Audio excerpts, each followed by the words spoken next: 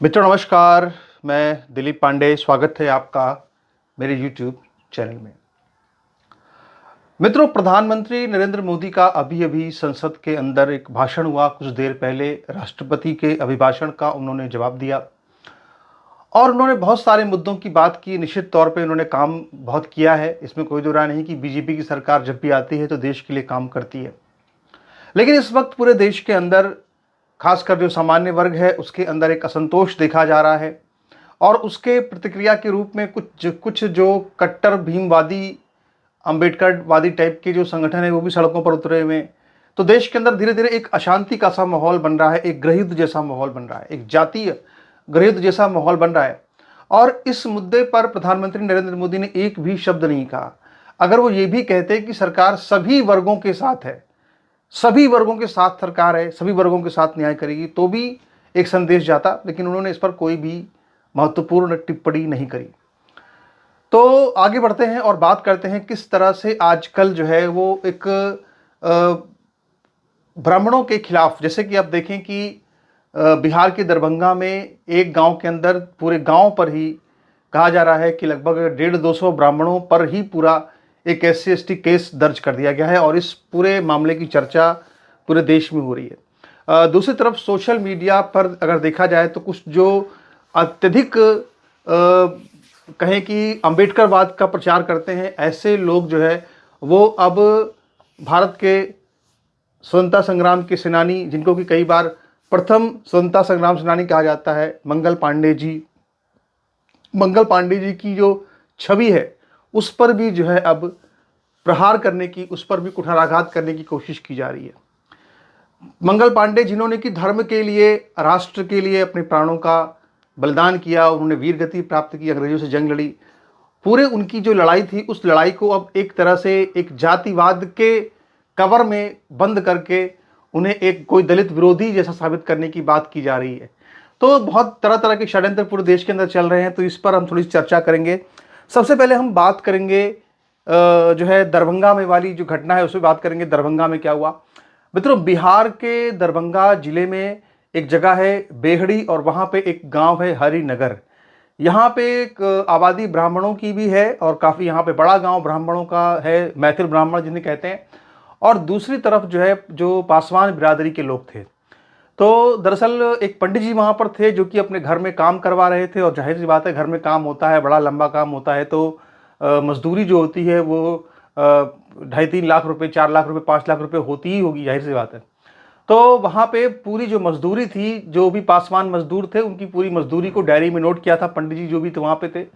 और इसके बाद फिर जब लास्ट में आखिर में हिसाब किताब होने लगा तो उसमें फिर वो जो पासवान था उसने ये कहा कि भी आपने हमको 2.5 लाख रुपए दे रहे हो, पर हमारा जो हिसाब किताब है वो तो 2 लाख रुपए और ज़्यादा बनता है, या उन्होंने कहा कि 5 लाख रुपए पूरा बनता है।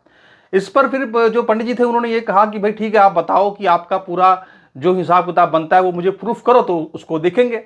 लेकिन उन्होंने कुछ भी प्रूफ नहीं किया। जो होता है आमतौर पर सब डायरी में लिखा ही जाता है और कोई भी अगर आदमी चाहेगा तो देखेगा कि हाँ कितने दिन काम हुआ, कितना काम हुआ, उसको देखकर कोई भी अनुमान लगा सकता है। तो ऐसा कोई बहुत बड़ा ये झगड़ा नहीं था। कुल मिलाकर देखा जाए तो झगड़ा जो था, विवाद जो था, वो एक मकान के निर्माण और मजदूरी का विवाद था। लेकिन ये पूरी जो विवाद था, इसके बाद क्या हुआ कि जो पंडित जी थे वो कहीं पर भोज खाने जा रहे थे, कहीं पर निमंत्रण था, वो खाना खाने वहाँ जा रहे थे। तो वहाँ पे जो पासवान लोग थे उन्होंने उनको पकड़ लिया, उनको मारा पीटा, बाइक से उतार कर उनका सर फोड़ दिया। और जहाँ तक कि जो भी बयान वहाँ से आ रहे हैं गाँव के लोगों से, जो ब्राह्मण हैं, उनका ये कहना है कि भाई इन्होंने ना सिर्फ जो है सर फोड़ा बल्कि गालियाँ दी और इसके बाद ये कहा कि सरकार हमारे साथ में है, हम SC/ST एक्ट लगा देंगे और जो है हम तुमको ज़मीन बेचकर केस लड़ना पड़ेगा, हमको सरकार पैसा देती है केस लड़ने के लिए। इस तरह की वहाँ पे बातें कही गई और इसके बाद फिर वहाँ पे पूरे गांव के ऊपर ही केस लगा दिया गया SC/ST एक्ट का।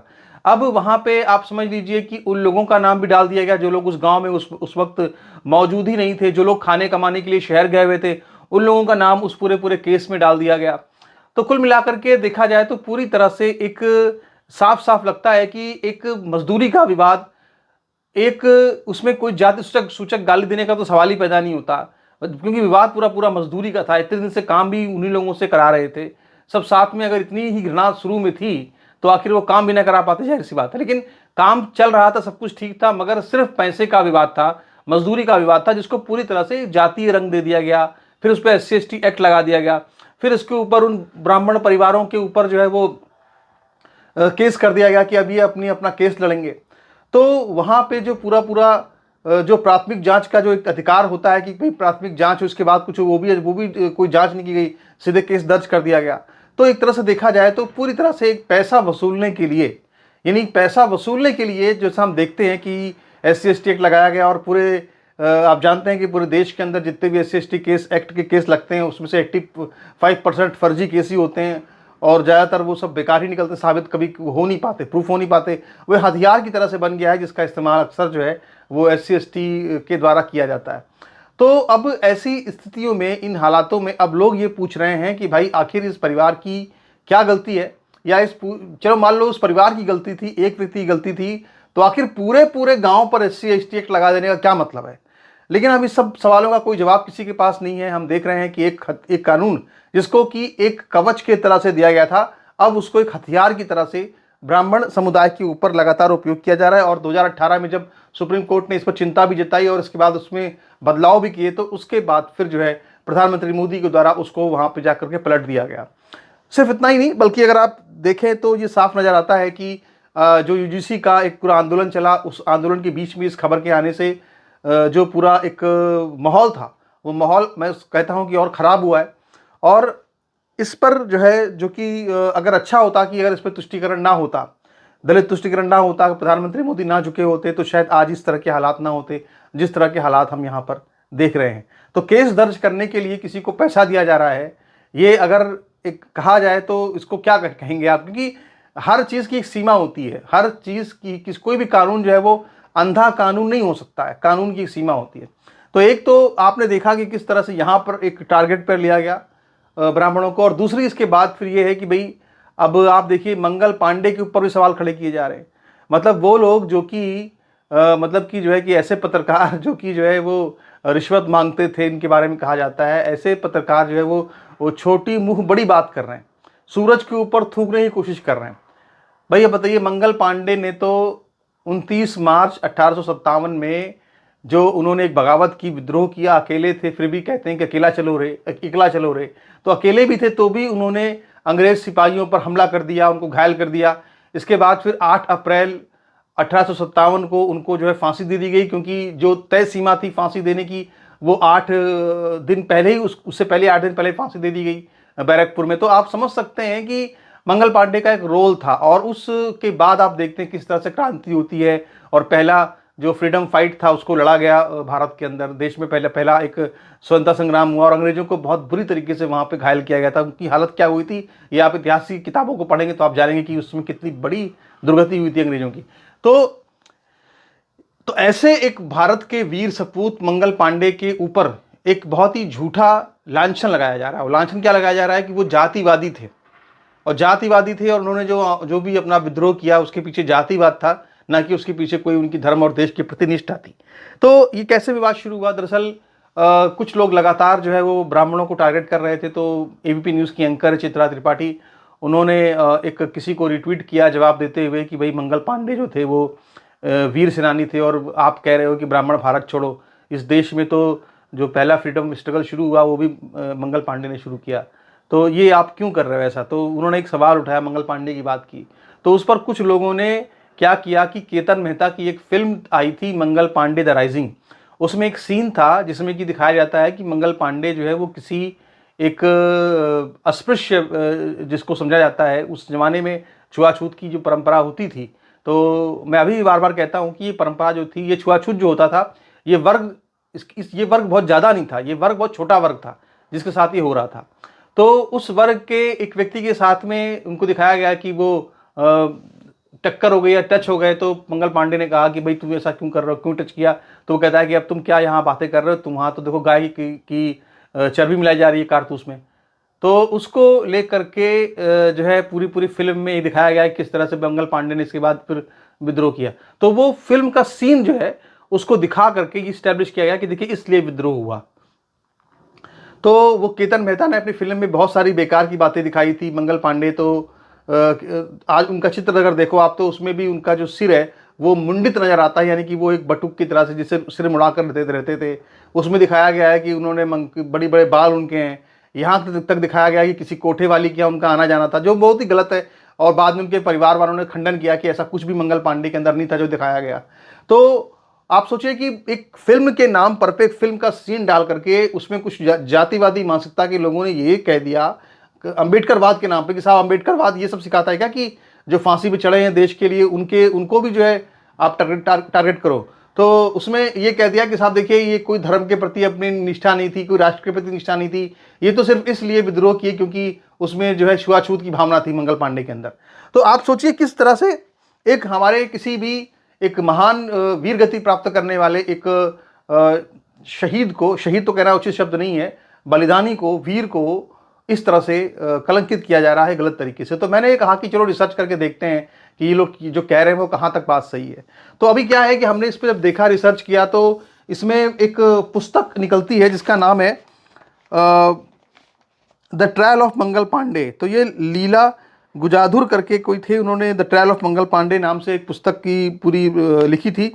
और उस पुस्तक में उन्होंने जो कोर्ट मार्शल जो हुआ था मंगल पांडे का, तो उस कोर्ट मार्शल में किसने क्या कहा, वो सारी बातें, मंगल पांडे ने क्या कहा, वकील ने क्या कहा, जज ने क्या कहा, जो सब बातें थी वो सब की सब बातें जो है कोर्ट मार्शल के दौरान जो सीनियर ऑफिसर्स थे उन्होंने क्या कहा, वो सब बातें उसमें लिखित है।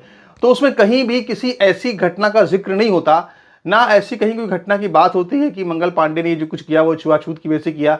उसमें पुस्तक में जो कोर्ट मार्शल में जब मंगल पांडे से पूछा जाता है कि आपने कोर्ट मार्शल में कि आपने ऐसा क्यों किया, या आपने विद्रोह क्यों किया, आपने हमला क्यों किया अंग्रेजों पर, तो इसमें साफ साफ जो है उन्होंने ये कहा कि इसकी वजह धार्मिक थी और हम गाय हमारी माँ है और हम जो है अपने धर्म के लिए हमने ये बात की, धर्म के लिए हमने विद्रोह किया, उसमें गाय की चर्बी थी इसलिए हमने उस पर अपनी जंग की। ये क्लियर, एकदम क्लियर कट साफ साफ बात है। लेकिन उसमें कहीं भी किसी भी ऐसी घटना का जिक्र ही नहीं है, ना किसी भंगी की घटना का जिक्र है, किसी कोई घटना का जिक्र ही नहीं है। लेकिन इसके बाद भी पूरी तरह से झूठ बोला जा रहा है और झूठ बोल करके किसी महापुरुष की छवि को धूमिल करने का प्रयास किया जा रहा है। तो ये देखिए, बेसिकली मैंने आपको शुरू से भी कहा कि एक तरीका होता है कि कैसे झूठी कहानियां गढ़ करके महापुरुषों को बदनाम किया जाए। तो ये पूरी कहानी जो है ये झूठी गढ़ी गई, और ये कहानी भी गढ़ी उन्हीं लोगों ने जो कि अंबेडकरवादी खुद को कहते थे कि हम अंबेडकरवादी हैं, उन्होंने कहानी गढ़ी। आप बताइए, प्रेमचंद ने भी इस तरह से कहानियां गढ़ी हैं। ठाकुर का कुआं, मैंने आपको पहले बताया था कि ठाकुर का कुआं कहानी में किस तरह से झोल डाले गए। आप बताइए, अगर ठाकुर के कुएं में मान लो ठाकुर ने पानी नहीं दिया कुएं में, तो आपने तालाब से पानी लिया तो तालाब के पानी को गर्मा करके आप छान कर पी सकते थे। लेकिन उसमें इस पूरी घटना को चूंकि ठाकुर को बदनाम करना था, इसलिए ठाकुर के कुएं वाली बात को डाला गया जानबूझ करके कि भाई देखो ठाकुर जो है वो पानी नहीं पीने दे रहा है। और लोग ये भी सवाल पूछते हैं यार कि 5000 साल से तुम ठाकुर का जब कुआं खोद रहे थे तो अपना भी कुआं खोद लेते, किसने मना किया था। लेकिन ये सब बातें सिर्फ एक, आप समझ लीजिए पूरी तरह से एक हिंदू धर्म के कितने टुकड़े कर दिए जाएं, हिंदू धर्म को कैसे बदनाम किया जाए। एक तरह से देखा जाए तो हमारा देश जब इकट्ठा हो रहा था, सब जातियां आपस में इकट्ठे होकर हिंदुत्व की बात कर रही थी, तो ऐसे में अचानक से प्रधानमंत्री मोदी ने एक इस तरह का काम किया जिससे कि पूरा समाज, पूरा देश कहीं ना कहीं बट गया। और आज जब संसद में वो बातें कर रहे थे तो उन्होंने बहुत सारी बातें करी, और उन्होंने वहां पे एक नारा भी बताया कि साहब हमारी कब्र खोदना चाहते हैं कांग्रेस पार्टी के लोग। लेकिन वो ये भूल जाते हैं कि, और मैं अभी अभी किसी का लेख भी पढ़ रहा था, उस लेख में मैंने देखा कि किसी ने उल्टा ब्राह्मणों को और क्या कहते हैं कि दूसरे सामान्य वर्ग के लोगों को ही खूब गालियां दी हुई हैं कि तुम लोग कोई इस लायक नहीं हो, ये वो, ये बातें बिल्कुल समझ में नहीं आती हैं। देखिए, हम ही सामान्य वर्ग के लोग थे जिन्होंने कि प्रधानमंत्री मोदी बनाया, लगातार उनको वोट दिए क्योंकि उनके विचार हमें अच्छे लगे, उनके सब जो उनके जो एजेंडा था वो ठीक है, सब कुछ है, अच्छा काम भी वो कर रहे थे, अभी भी अच्छा काम आगे करेंगे, हम ये समझते हैं प्रधानमंत्री हैं तो। लेकिन जो उन्होंने यूजीसी वाला काम किया ये उनको नहीं करना चाहिए था, क्योंकि सामान्य वर्ग की भी अपनी एक दुखती रग है। वही सामान्य वर्ग के लोग भी अपने बहुत कष्ट सह के अपने बच्चों को पढ़ाते हैं, बच्चों को लिखाते हैं, आरक्षण उनके ऊपर पहले से एक बंदिश लगी हुई है, नौकरियां उनके पास वैसे भी कम है। ऐसी स्थिति में अगर आप जो है इस तरह से आकर के बच्चों के भविष्य पर, उनके पढ़ने लिखने के काम पर भी अगर आप रोक लगा देंगे, उनके पढ़ने लिखने के मामले पर भी अगर आप क्या कहते हैं कि इस तरह से उनको दुविधा में डाल देंगे, तो जाहिर सी बात है कि सामान्य वर्ग विद्रोह करेगा, वो अपनी बात रखेगा।